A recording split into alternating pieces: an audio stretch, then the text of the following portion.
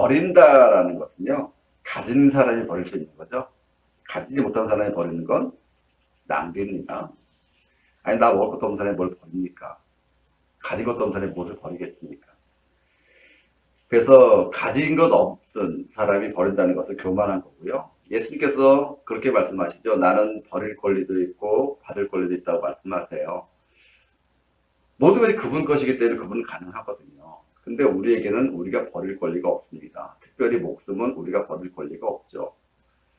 목숨은 우리에게도 하나뿐 소중한 것입니다. 그렇기 때문에 우리에게 그것을 버릴 권리가 없어요. 그러면 우리가 지금 버려야 될 건 무엇일까요? 여러분, 버릴 거 많죠? 욕심은 많이 있잖아요. 그런 것들은 버려도 됩니다. 아무것도 가진 것도 없고 아무것도 아는 것도 없고 아무것도 해놓은 것이 없는 사람이 버릴 수 있는 것도 없죠. 그러기에 저는 여러분께 부탁드립니다. 무엇이든지 하십시오. 열심히 하십시오. 열심히 사시고 열심히 얻으십시오. 그리고 그리스도의 마음이 여러분에게 임했을 때 그런 것들을 버릴 수 있는 용기가 있길 바랍니다. 사실은 우리의 잘못된 행동이나 잘못된 습관을 알면서도 못 버리는 사람들이 참 많습니다. 그 용기가 없는 거거든요. 여러분, 용기라는 것이 어느 날 갑자기 막 생겨나는 것이 아닙니다. 작은 것에서부터 내가 그것을 해낼 수 있는, 도전할 수 있는 것이 용기인 것이죠.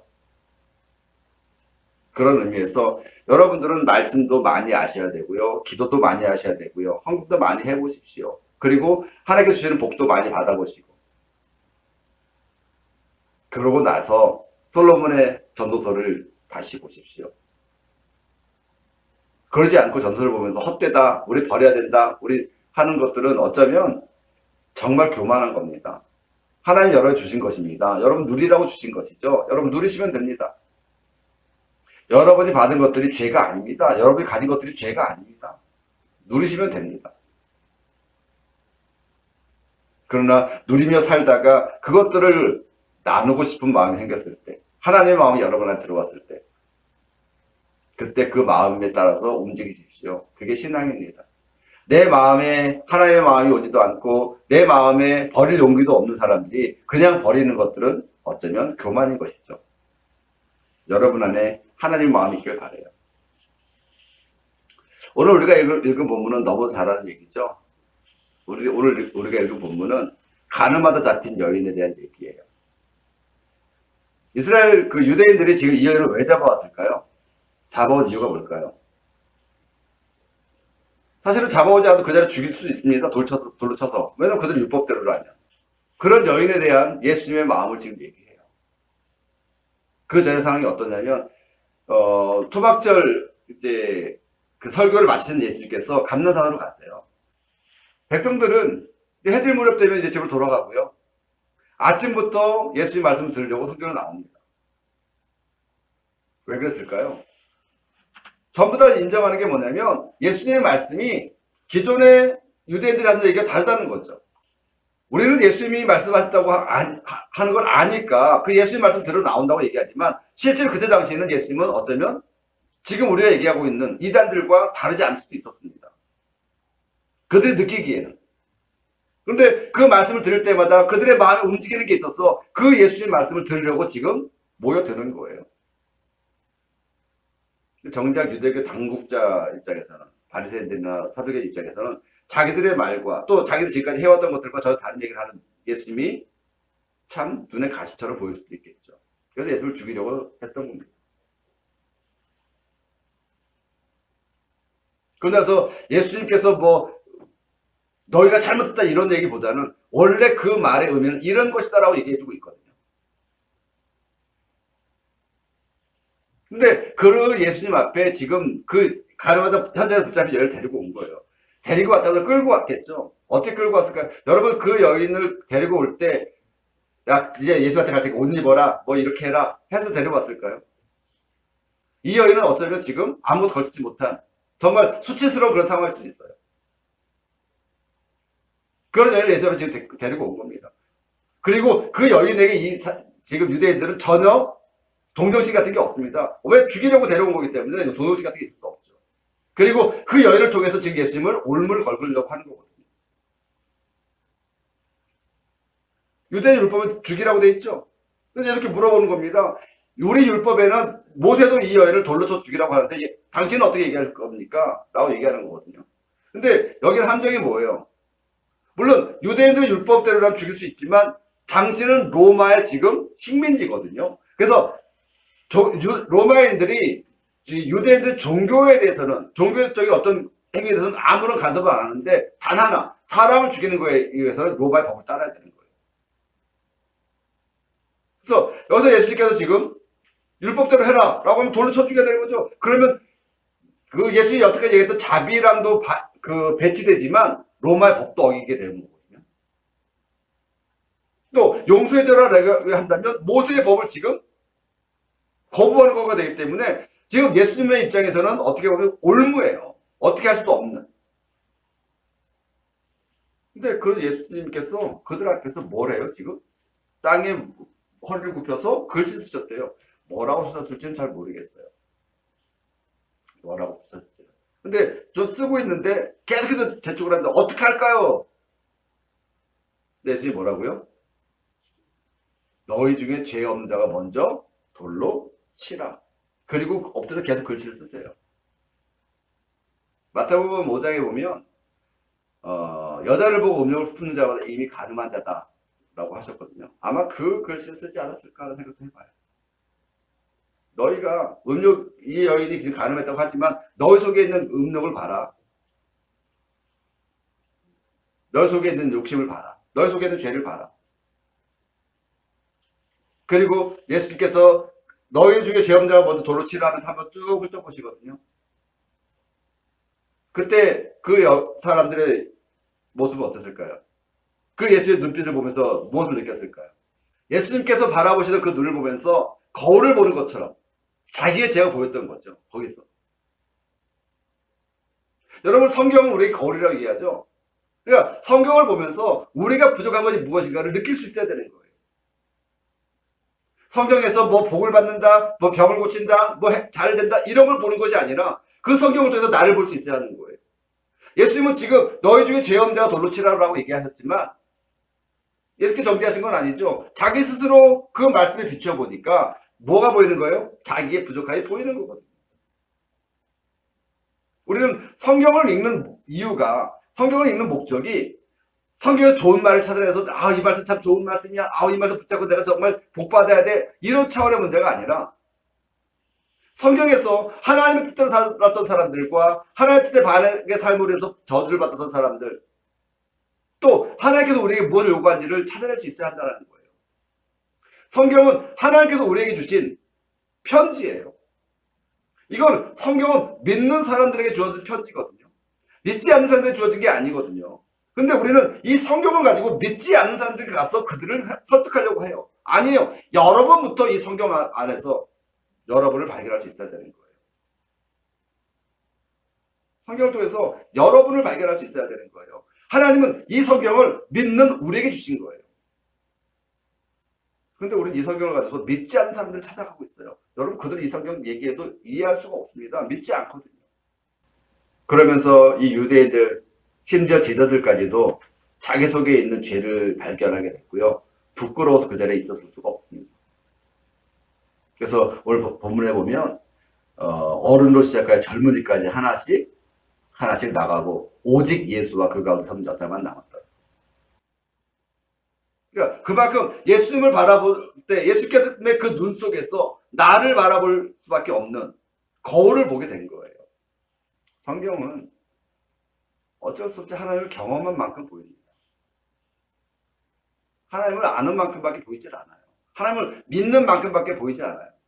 하나님을 정말 복을 주시는 분으로만 알고 있는 사람은 복을 찾을 것이고, 정말 우리가 하나님처럼 살아서 하나님의 뜻을 이루어야 된다고 생각하는 사람은 그 뜻을 찾을 것이고, 신앙은 어쩔 수 없이 경험한 만큼밖에 갈 수 없는 거예요. 아는 만큼밖에 할 수 없는 거예요. 내가 믿는 만큼밖에 보여줄 수 있는 게 없는 거예요. 그러니까 믿음을 보이라는 것이 여러분 헌금하라 기도하라가 아니에요. 믿음을 보이라는 얘기는 여러분의 믿는 믿음이 무엇이냐는 거예요. 믿음을 보이라고 하니까 기도하시는 분들은 뭘 본 거예요? 기도가 믿음인 거로 알고 있는 거죠. 그러니까 그 믿음을 보이는 거예요.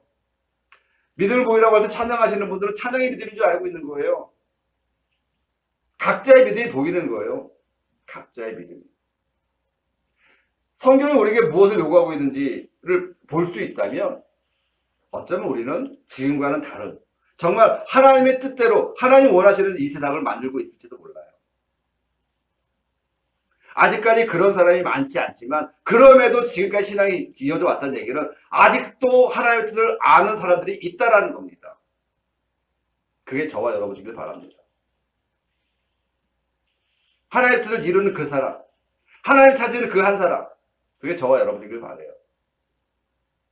성경을 통해서 잘 되는 일이나 찾고 복 받는 것이나 찾는 그런 것이 아닌 정말 하나님의 뜻을 이룰 수 있고 하나님의 마음을 알 수 있는 그 사람. 아무도 지금 예수 옆에 남지 못했다는 거예요. 그러면서 그 여인에게 예수께서 얘기하죠. 여자여 그래요. 이 여인은 지금 뭐 정확하게 묘사되지는 않지만 어쨌든 가늠하는 현장에서 잡혔다고 얘기하다 보니까 그 여인을 끌고 올 때 그 여인이 뭔가 그 자리에서 옷을 챙겨 입고 뭐 할 수 있는 그런 상황은 아니었을 거라고 봐요. 그리고 그럴 배려를 해줄 유대들이 아니었죠. 왜냐하면 지금 죽이려고 오고 있는 거거든요. 그러면 예수님 앞에 아무것도 입지 못하고 앉아있는 그 모습, 가릴 수도 없는 그 수치, 그런 여인에게 예수께서 뭐라고 말씀하시냐면 나도 너를 정죄하지 않겠다라는 거예요. 그 여인을 바라보면서 뭐 다른 사람들은 그 여인을 바라보면서 어떤 모습을 바라봤을까요? 그 많은 사람들 앞에 벌거벗고 있는 그 여인을 바라보면서 많은 사람들이 어떻게 바라보고 있었을까요? 심지어 음란한 생각을 하는 사람도 있지 않았을까요?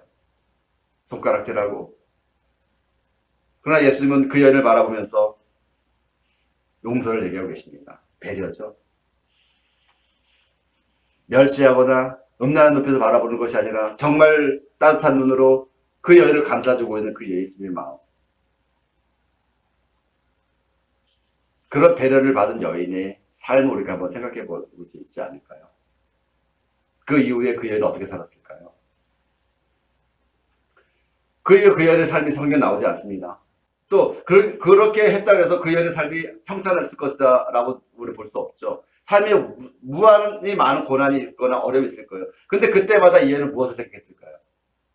어쩌면 예수의 그 용서의 마음, 또 죄를 지으려는 마음이 생길 때마다 예수께 용서받았던 그 마음을 생각할 수 있지 않을까요? 신앙은 경험한 만큼이라는 것이, 여러분이 하나님으로부터 받은 은혜가 있는 사람은 그 은혜를 생각하면서 삽니다. 그리고 어려움이 올 때마다 그 은혜를 생각하면서 이겨낼 수 있는 힘이 생기거든요.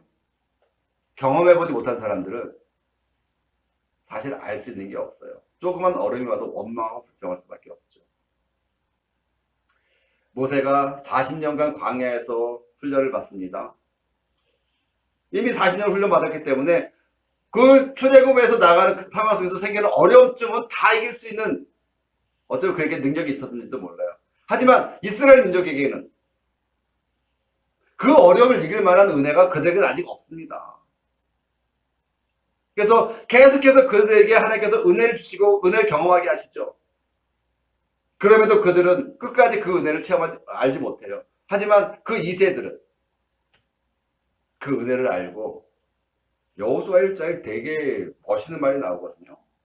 여호수아는 사실 두려움이 앞섰습니다. 왜냐하면 여호수아 1장을 읽어보면 하나님께서 여호수아에게 9번을 얘기해요. 두려워하지 말라고 얘기를 해요. 그 얘기는 지금 여호수아가 뭐하고 있다는 거예요? 두려워하고 있다는 얘기죠. 근데 그걸 하나님만 아는 게 아니라 누구도 알아요? 이스라엘 사람도 알고 있는 거예요. 왜? 여호수아가 지금 계속해서 하나님께 기도하고 있거든요. 그래서 여호수아 앞에 와서 얘기합니다. 당신이 앞에 서서 가시면 우리가 따라가겠습니다. 당신의 말에 거역하는 사람 우리가 정죄하겠습니다라고 얘기를 해요. 그리고 그렇게 용기를 주고 가요. 그 얘기는 뭐예요? 지금 남아있는 이스라엘 민족들은 하나님의 은혜를 체험했기에 그 은혜대로 지금 가고자 하는 거예요. 신앙은 은혜를 체험한 만큼이고 하나님을 체험한 만큼입니다. 그래서 제가 여러분에게 하나님을 체험하라고 제가 계속해서 말씀드리는 거예요. 제가 체험한 것과 여러분 체험한 것은 다릅니다. 그게 믿음의 차이거든요. 믿음이 좋다 나쁘다, 여러분 믿음 자체가 중요하지 좋고 나쁘면 어떻겠습니까? 무엇을 믿느냐 아니겠습니까? 여러분은 무엇을 믿습니까? 여러분은 하나님을 믿습니까? 하나님 주시는 복을 믿습니까? 아니면 하나님이 하시는 일을 믿습니까? 하나님을 믿으세요. 그래서 이 여인은 어려움이 생길 때마다 어쩌면 그 예수님을 생각했는지도 모르겠어요. 아니, 그랬을 것 같아요. 여러분 지금 살다가 어려움이 생길 때 제일 먼저 떠오르는 게 누구십니까? 신앙은 바로 거기 있습니다. 그게 우리의 믿음입니다. 그래서 오늘 이 가늠하다 잡힌 이 여인의 이야기는 예수께서 이 여인을 용서해줬다라 끝나는 게 아니라 이 여인을 바라보는 그 이스라엘 사람들의 그 눈빛과 그 여인을 감싸주려고 하는 예수의 배려와 그 배려에 다시 새롭게 태어난 이 여인의 삶을 우리 볼 수 있어야 한다는 것입니다. 그리고 이 여인에게만 예수님의 그런 따뜻함이 있었던 것이 아니라 오늘 우리에게도 예수 그리스도의 그 따뜻함이 있다는 사실을 여러분 아시기 바라고 그 따뜻함을 느끼시기 바라고 그 따뜻함을 경험하시기 바랍니다. 그리고 예수님의 그 따뜻함을 가지고 여러분 삶에서 아름다운 승리를 이뤄낼 수 있기를 예수 이름으로 부탁을 드립니다.